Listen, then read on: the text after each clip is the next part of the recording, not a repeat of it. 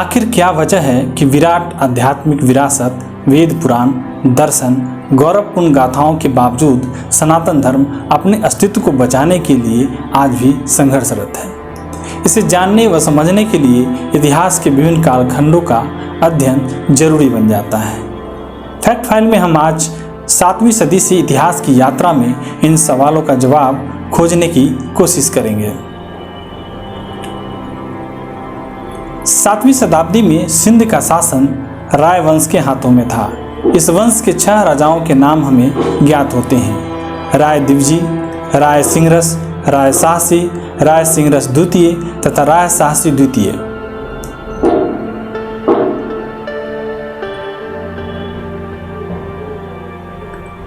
राय सिंहरस द्वितीय के समय में पर्सिया के निमरूज ने सिंध पर आक्रमण किया तथा उसकी हत्या कर दी।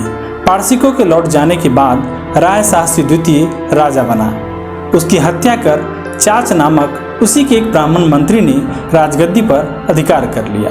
उसने राय साहसी की विधवा रानी बाई से विवाह किया। अपने खिलाफ विद्रोह को दबाकर वह समस्त सिंध का शासक बन बैठा। सिंध में उसने ब्राह्मण वंश की स्थापना की। पाकिस्तान के आधुनिक बलूचिस्तान स्थित मकरान का कुछ भाग भी जीत लिया।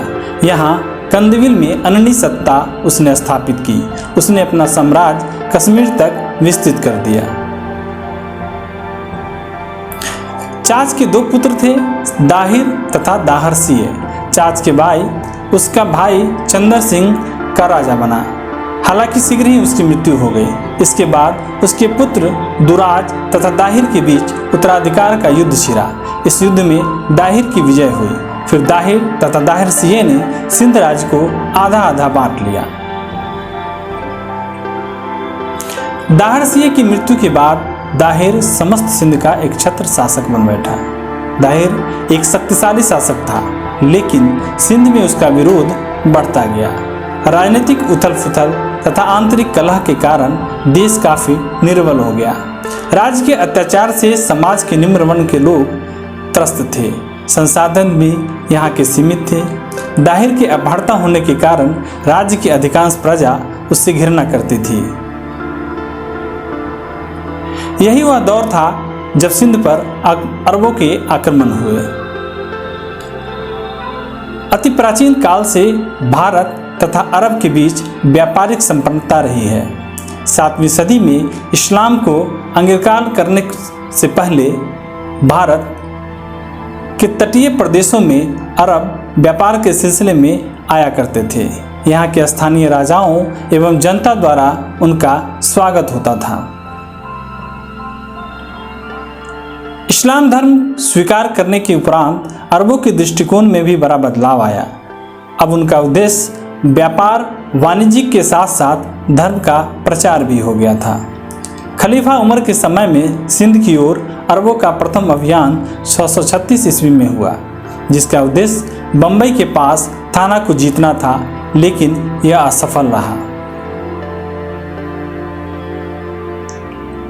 तत्पश्चात भरौच, देवल तथा बलूचिस्तान स्थित मकरान पर कई आक्रमण किए गए।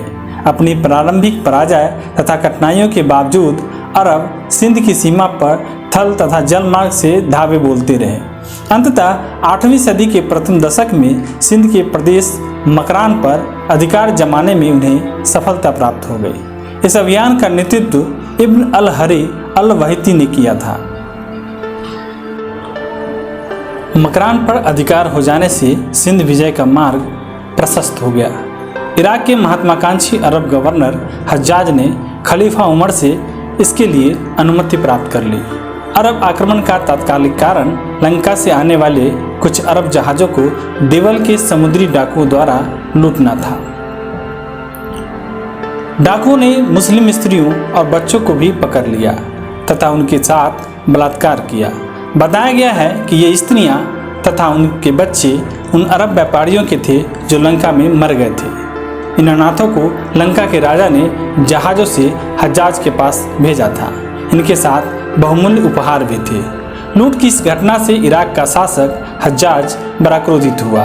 उसने दाहिर से उन डाकुओं को दंडित करने तथा क्षतिपूर्ति की मांग की। दाहिर ने दोनों ही प्रस्ताव को ठुकरा दिया। फलस्वरूप हज्जाज ने बारी बारी से 3 सेनानायक दाहिर के विरुद्ध भेजे। इनमें प्रथम 2 सेनानायकों उबैदुल्लाह तथा बुरदल को दाहिर ने मार डाला। तीसरा सेनानायक मोहम्मद बिन कासिम था। उसने 712 ईस्वी में सिंध पर आक्रमण किया। उसके पास 15,000 की शक्तिशाली सेना थी, 6,000 अश्वारोही, इतने ही ऊँट सवार तथा 3,000 की संख्या में भारवाहक बैक्टीरियाई ऊँट थे। इन्हें भी युद्ध के लिए प्रशिक्षित किया गया था। मकरान पहुंचकर उसने वहां के राजा की सहायता प्राप्त की तथा दाहिर के शासन से असंतुष्ट जाटों और मेरों को अपनी ओर मिला लिया। विद्रोही बौद्धों ने भी उसकी सहायता की। दूसरी ओर दाहिर की सेना संख्या तथा संसाधन दोनों ही मामलों में काफ़ी कमजोर थी। सर्वप्रथम मोहम्मद ने देवल पर आक्रमण कर उसे अपने अधिकार में किया। 17 वर्ष से अधिक की आयु के समस्त पुरुषों की हत्या कर दी गई। उसके आक्रमण से दाहिर स्वयं बड़ा घबरा गया। उसने देवल में उसका सामना करने के लिए कोई सेना नहीं भेजी। यही उसकी बड़ी भूल थी। देवल के पुरुषों की हत्या के बाद कासिम ने वहां के मंदिरों को भी ध्वस्त करना शुरू कर दिया। वहां लूट की अपार संपत्ति एवं वस्तुएं उसके हाथ लगी। इस प्रकार बिना किसी प्रतिरोध के ही मोहम्मद को सिंध का दक्षिणी भाग प्राप्त हो गया। इसके बाद तिरुन, सेहवन, शीशम की विजय करता हुआ उसने सिंध नदी पार कर लिया। दाहिर ने प्रारंभ से ही सुरक्षात्मक युद्ध किया। वह उस समय ब्राह्मणवाद में था। खतरे का अंदाजा लगाकर वह यहाँ से मुहम्मद का सामना करने के लिए रावर पहुंचा। अरब के लेखकों के अनुसार उसके पास 50,000 सैनिक थे। 20 जून 712 ईस्वी को दोनों सेनाओं के बीच घमासान युद्ध हुआ। अंततः अरबों की विजय हुई। दाहिर वीरतापूर्वक लड़ता हुआ मारा गया। उसकी मृत्यु के पश्चात उसकी विधवा रानी बाई ने किले के भीतर से अपने 15,000 सैनिकों के साथ अरबों के विरुद्ध मोर्चा संभाला। पत्थरों एवं पास्त्रों की वर्षा कर अरब सैनिकों को भारी नुकसान पहुंचाया, लेकिन सीमित साधनों के कारण उसका प्रतिरोध अधिक समय तक नहीं चला। अपनी पवित्रता को बचाने के लिए उसने राजपूत परंपरा का अनुसरण करते हुए जौहर करके प्राण त्याग दिया। ब्राह्मणवाद में दाहिर के पुत्र जयसिंह ने भी भीषण मूर्छावेदनी की, जिसे अरब सैनिक तोड़ नहीं पाए।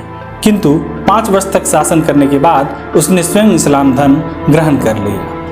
इसके बाद मोहम्मद ने ब्राह्मणवाद, अलोरा, सिक्का और मुल्तान पर अधिकार कर लिया।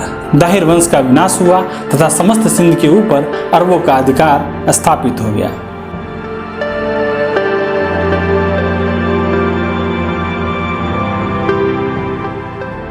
715 से 16 ईस्वी में मोहम्मद बिन कासिम की मृत्यु हो गई। उसकी मृत्यु संबंधी 2 विवरण हमें प्राप्त होते हैं। पहले के अनुसार उसने दाहिर की 2 पुत्रियों सूर्य तथा परमल देवी को खलीफा वलीद के पास उपहार स्वरूप भेजा। वहां पहुंचने पर दोनों ने यह बताया कि कासिम पहले ही उसका सीलभंग कर चुका है। इस पर खलीफा अत्यंत क्रोधित हुआ। उसने कासिम को मृत्युदंड दे दिया। दूसरी विवरण के अनुसार खालिद वलीद की मृत्यु के बाद उसका भाई सुलेमान गद्दी पर बैठा। वह हज्जाज का बड़ा शत्रु था। चूंकि कासिम हज्जाज का दामाद था, अतः वलीद ने कासिम को बंदी बनाकर मेसोपोटामिया भेज दिया। वहीं कारागार में यातना देकर उसे मार डाला गया। मोहम्मद बिन कासिम ने संपूर्ण सिंध पर शासन किया था, लेकिन अरब आक्रमणकारी सिंध के आगे नहीं बढ़ सके। कश्मीर के शासक ललितादित्य ने उन्हें परास्त कर उनका आगे बढ़ना रोक दिया। 725 ईस्वी में पुनः भारत पर उनका आक्रमण हुआ, किंतु गुर्जर, प्रतिहारों तथा बादामी के चालाकियों ने परास्त कर दिया। गुर्जर प्रतिहार इतने शक्तिशाली हो गए कि उन्होंने बराबर अरबों को दबाए रखा तथा उन्हें सिंध के पूर्व अथवा दक्षिण पूर्व में कभी भी आगे बढ़ने नहीं दिया।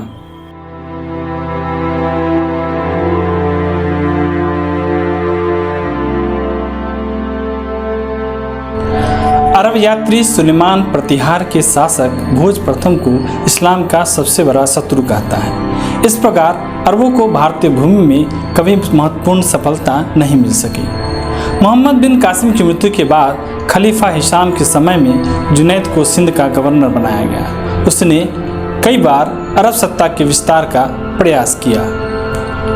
अरबी लेखक बिलादुरी के अनुसार उसने उज्जैन, बहरीमद, अलकिराज, गिरमाद, अलमंदल, दहनाज तथा वरवास नामक स्थानों पर आक्रमण किया तथा वैलमान एवं जुर्ज को जीत लिया था, किंतु उसकी सफलता अस्थायी नहीं रही। सिंध के ऊपर भी वे अधिक दिनों तक अधिकार नहीं रख सके। 9वीं शताब्दी के अंत तक वहां पुनः हिंदू राजाओं का अधिकार हो गया।